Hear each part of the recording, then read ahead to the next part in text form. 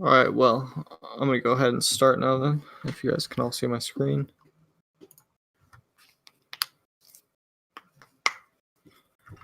All right, so we're gonna be doing an introduction to Python tonight, which is probably one of the best languages to learn at this point in time.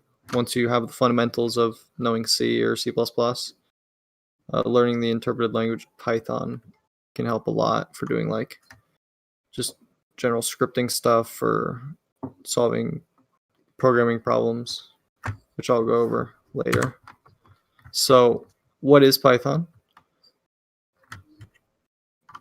Python's a dynamically typed language,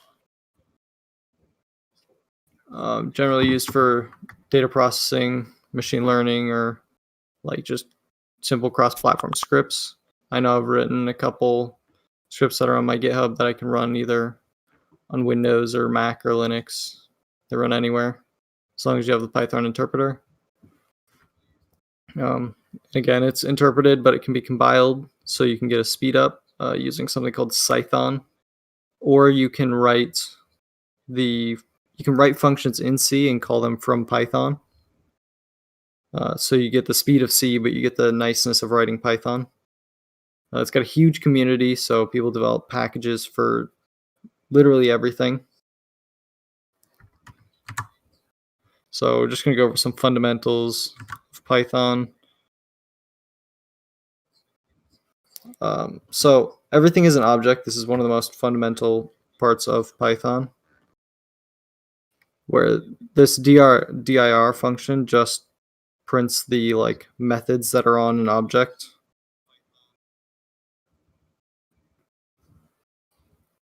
So you can see here's some, and I'll talk about why these are named like this later.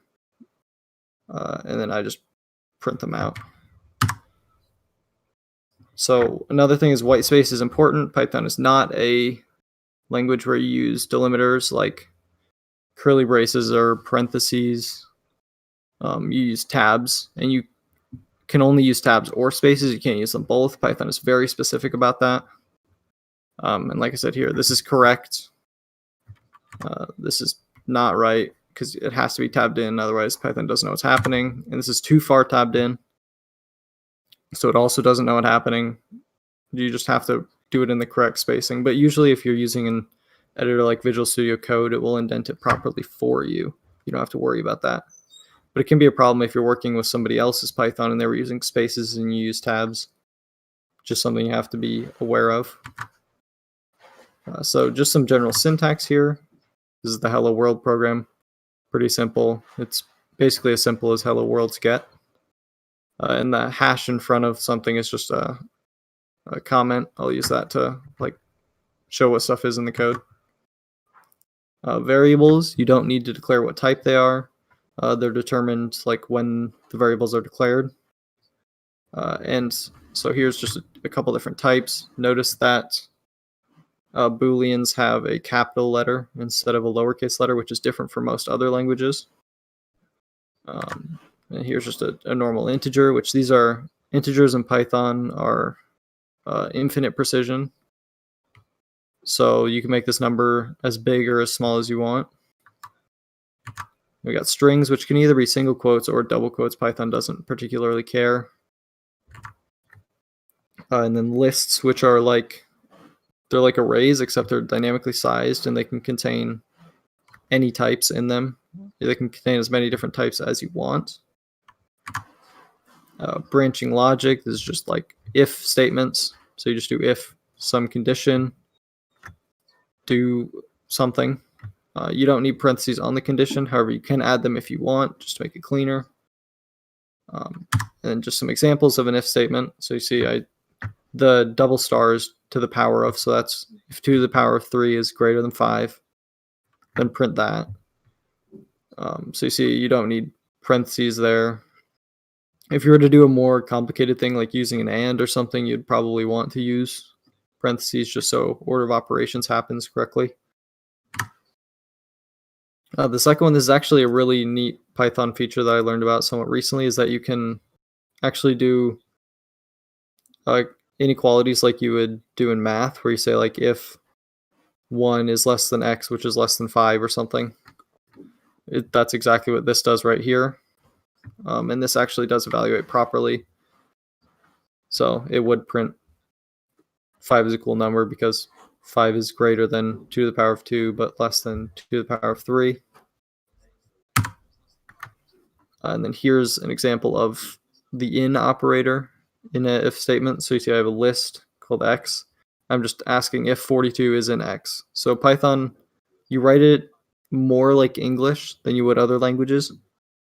Like for C, you'd have to, loop over all of the values in the array and check if one of them equals this and then set some flag. Or in Python, you could just say if this value is in the array, do whatever's inside the body of the if statement. And then a brief detour, like I said, everything is an object. And you notice I have these two, I set these variables x and y to 42. And then the ID function, which I'm calling on both of them, prints basically the pointer that is x and y. So Python deals with all of the pointers and stuff under the hood. You don't have to think about it. But this is something to be aware that these values are just pointers to the variable or to the values. And because they're the same value, they're actually the same pointer. So if I had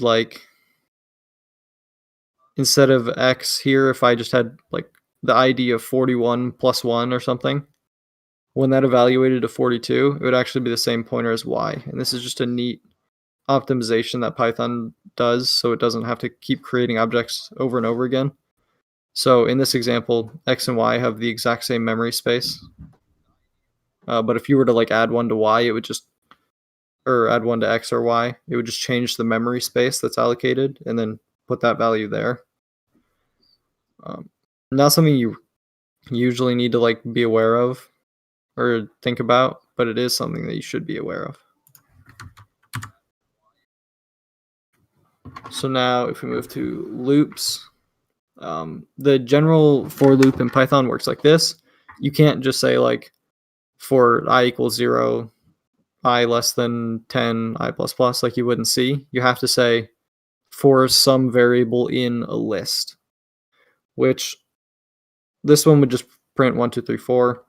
But it seems like a pain to list all of the values that you want in every loop, which is why Python has the range function. So the range function is just, it creates a list from 0 to the number that you put in the parentheses. So this would be like saying, for I equals 0, I less than 10, I plus plus, and then do something with the I. It's doing the same thing. So naturally, this is how you'd use that. You just say for x and its range, because range returns that list, which you use just like you did in the first example on the slide. They have while loops, which are really simple, just like normal if statements, except with while instead. Again, you don't need parentheses on the condition, but you can add them if you want. Now, functions in Python work differently than they do in C and C++. First of all, the syntax is different. So you just say def, which means define. Oops. You define the function that takes an x and y, and you don't need to define the types because it doesn't matter. And then you just return the value x plus y. So that function is pretty easy, just adds them together. You can see it just prints 4 as you'd think it would. But then out here we're doing a unique Python thing that's a lot harder to do in C or C++, which is that you can return multiple values from a function. So here it's just some divide function where I calculate what the number is floored, and then I also get the remainder, which is what the double division sign means. It's like saying x divided by y and then floor that, so take off the decimal. It's called integer division, and then the other one is just modulus. So I get if I just do divide of 5 and 2, 5 divided by 2 and round down is 2, and 1 left over, 1 remainder. So you can see I returned both of the values from the function, and then I get them both when I call the function, which is quite useful in Python because you can return things exactly like this. You can name this the x and y anything you want when they get returned from the function. And now here's where magic methods come into play. So before, on that first slide, when I said that everything was an object, you saw that there was a bunch of these double underscore methods. We call them dunder methods or magic methods. Basically, since everything is an object, what happens when you do like x plus 2 is that it's actually under the hood doing x dot underscore underscore add underscore underscore of 2. It just translates that. So each operation is defined by having one of these magic methods under the hood. So like when you print anything, like down here, what it actually does is it calls the string function of that thing. I messed up a bracket accidentally. It calls a string function which gets translated into this bottom one here, where it calls the double underscore, the dunder method of string on this list, and that would be for anything. So it would do it for an integer or no, it wouldn't do it for string because it's already a string, but this just shows how Python translates what you write into something more complicated, which is why it lets you write such simple code. And if you want to redefine, let's say you make a class or something and you want to redefine what add does, so you could add 2 of your classes together, you can define what these methods equal. So if you want to print like something random when you call this string method, you can do that.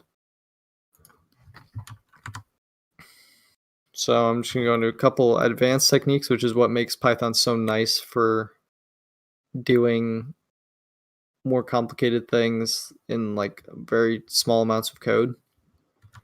So the first one is a list generator. This one's used quite a lot. So I'll break it down. So essentially I'm just assigning x a value, and this value is a list. But then the list is defined by doing this list generator here. So it reads exactly like what it does. So you're just saying, I want to put y in this list for each y in this range. And range is just the same range function from before. When you specify multiple things, this is the bottom limit, this is the upper limit, and then this is the step size. So this range function here returns 1, 3, 5, 7, 9, 11. And then I just take each of those and put it into this list. So x will be equal to this right here.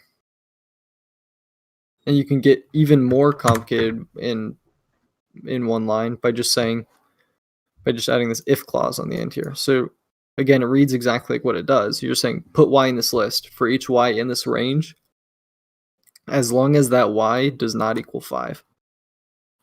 So you can see down here it's the same thing. It just doesn't have the 5 down here.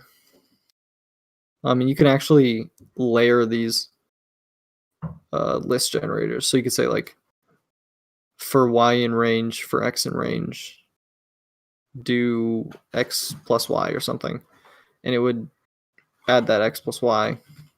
You can do like multiple loops in here. So you can do a lot in these parentheses or in the brackets. Another complicated thing, and this is also a really nice feature, is dictionaries. It's just like a map in C++, or like an object in JavaScript, where you just have some key and it maps to some value. And in Python, it's unique because the key can be anything. So here we have 2 keys that are strings that map to integers. Here we have an integer that maps to a string. Here we have a list that maps to a string. So if you were to access that, you could just put in this list. And it's really nice. Like, let's say you wanted to count, you're like looking at a graph and you want to see how many times a point appeared. You could make the point a key in the dictionary, and that would let you keep track of it a lot easier than having to like convert it to a string or do some math on the point to figure out where it would be in the dictionary. And then, of course, dictionary generators. These are a little bit more complicated because you have to define what the key is and what the value is. But it generally works the same. So this one just gets all of the letters from A to Z, and OR just gets the ASCII value. So it's saying from A to Z, make a list of those, and then put in X like the character value, so that would be A to Z, and then this would be the ASCII values of each of them. So you just basically made like a letter to ASCII value mapping in one line, whereas it would take so much more in C. And you can also do this just not in one line, but stuff like this sometimes it's just cleaner to write like this. There's a lot of functional programming. I use this feature quite a lot of Python. It makes it really nice for doing like stats or anything. So up here, first of all, I just declare X as a list of a bunch of numbers. I can call the sum on that, which just literally sums up all of the values in the list. That's 15. Down here I use map, which mapping is different than the mapping I said on the previous slide, which is that you can take a function and basically run it on every value of a list or of an array. And so this function right here, this lambda, is what Python calls its short function. C++ actually also calls them lambdas, but they don't look like this. So this lambda is just saying that it takes a as an argument and it returns a times 2. And so I'm mapping that function over the list X. And then a unique thing about this is that what this function returns is not actually a list, it returns a map object. So you have to turn that back into a list with the Python list function, and then you can print it. Otherwise it would just print it would print map object and then some memory reference. You can see it took our X and it multiplied everything by 2, which makes sense given that we gave it a function that multiplies each value by 2. And down here, this is a little bit more complicated and use some unique Python features. So zip just takes 2 lists and it essentially zips the values together. So it puts each value together at each index into one value. So what this does right here, the x brackets colon colon -1, is a unique Python trick to just reverse the order of a list. So you can see in the what it equals on line 5, it goes 5, 4, 3, 2, 1 in the second values. That's because we reversed it and then we merged it with the one that's in order. So essentially we just put 1 with 5, 2 with 4, 3 with 3. And there's many more functional programming functions that you can use, like reduce, which is a pretty common one. These are definitely very helpful for, like, as you can see here, I just created a list of points, and all I took was one array. This is how other languages like Haskell in F# do it. The syntax is just slightly different.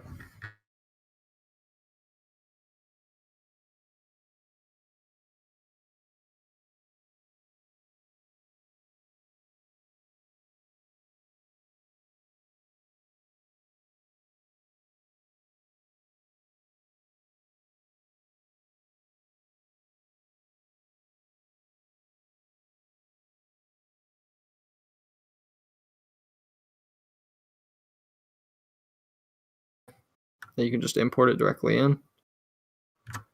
We just declare X as a normal Python list, and then Y as a Numpy array, which is different than a Python list, but sometimes it behaves the same way. Down below, we just print X times 2, which in Python, whenever you take something that isn't a number and multiply it by something that is a number, it just like extends it. So times 2 just made it a list, but with all of the values twice. Whereas when you do that with NumPy, and this is an example of them overriding what the star operator means is that they just take each value and they multiply by 2. So that's the same as doing the map function that we had on the previous slide, except much cleaner. So if you're doing stats work, NumPy is definitely something that you want to use. You can see I can just do y.mean. It calculates the mean for me. You can also like just calculate the standard deviation or median or literally anything you want. NumPy has a lot of functions built into it, and like I said earlier, is that you can write functions in C and use them in Python. One of the great things about NumPy is that all of the functions are written in C, and so when you call the Python function, it just calls it in C. So all of the operations are really, really fast, much faster than you'll get in Python or like normal Python. And like I said, there's so much more that you can do with NumPy. This is barely even scratching the surface. So that's all I had for tonight. This was just a basic introduction to Python. If you want more, definitely, or if you want to learn more, definitely just start using it. Like, you'll have to look up anything that you need to know. So if anyone has any questions, take them now.